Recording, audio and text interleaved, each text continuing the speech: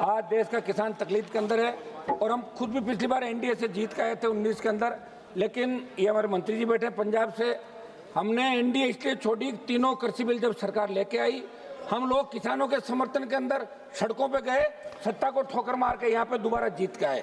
आज देश का किसान बहुत तकलीफ में सबक मोदे। आज देश के किसान पर 36-37 लाख करोड़ रुपए का कर्जा है देश के किसान पर। मेरे राजस्थान की बात करूं तो 1,95,878 करोड़ रुपए राजस्थान के किसानों पे कृषि कर्जा है। इससे किसान आत्महत्या करा राजस्थान के अंदर। धनराज सेठों का पिछले 25 साल के अंदर आपने 30 लाख करोड़ का कर्जा माफ किया। मेरी मांग है कि देश के किसान का संपूर्ण कर्जा माफ करे, राजस्थान के किसान का संपूर्ण कर्जा माफ करे।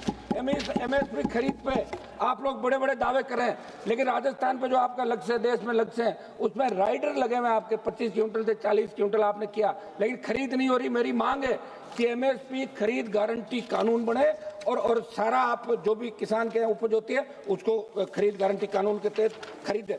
घटती आय किसान की, बढ़ती लागत, किस तरह पेट्रोल डीजल की कीमतें बढ़ रही है, लेकिन आय आपकी नहीं हो रही। नैनो यूरिया की आप बात कर रहे हैं, आप फ्री में बोतल दे रहे हैं नैनो यूरिया की, आपको लेना पड़ेगा, उसके क्या दूरगामी परिणाम होंगे, इसके बारे में आपको किसानों को जागरूक करना चाहिए। प्रधानमंत्री फसल बीमा योजना, साहब आप किसानों से प्रधानमंत्री फसल बीमा योजना के नाम से आप प्रीमियम लेते हो। मैंने मंत्री जी पहले भी आपको निवेदन किया था, जब हम डीसा की मीटिंग लेते हैं एमपी, तो पता ही नहीं चलता फसल बीमा के अंदर कोई संविदा पे एक लड़का आता है, वो कहता है मैं फसल बीमा का मालिक हूँ जिले का, और वो पता लगता है 6 महीने बाद चेंज हो जाता है, करोड़ों रुपए कमा के जाता है। आखिर कौन इसका धनीचोरी है? फसल बीमा योजना में जो बड़ा घोटाला सभापति जी देश के अंदर हो रहा है, राजस्थान में हो रहा है, इसकी आप जांच करें, कुछ लोगों को पीछे डालें। मुझे पता है कि आप 1.5 घंटा भाषण देंगे, तो फसल बीमा के अंदर की आप जांच के कोई आदेश जरूर आप इसके अंदर कराएं, और आपने अपने भाषण में से हमें समय दिया, इसके लिए आपको धन्यवाद। साहब, भंडारण की जो व्यवस्था है, कृषि मंडियों की स्थिति, भंडारण की कमी और फसल के उचित विपणन का अभाव भी किसानों को आय को प्रभावित करा है। किसानों को आधुनिक तकनीक, बेहतर बाजार, निर्यात के अवसरों को जोड़ना होगा, इसके लिए आपकी योजनाएं भी चल रही है।